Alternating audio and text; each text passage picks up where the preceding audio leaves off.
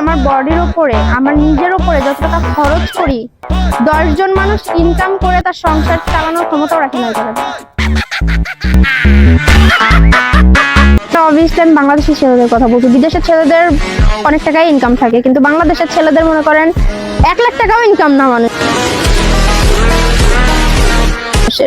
20,000, 25,000, 30,000 income করে ডাল ভাত খেয়ে ঘরে শুয়ে থাকে। আমি এত টাকা কোথায় পাবো?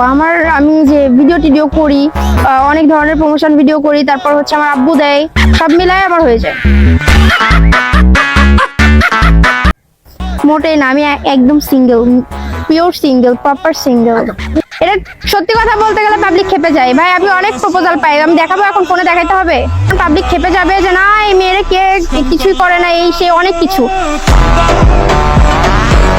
বাট আমি এখন যদি আমার মেসেঞ্জার চেক দেই তাহলে দেখবেন অনেক অনেক ছেলের নোটিফিকেশন, মানে রেগুলার মনে হয় 5,000 আসে।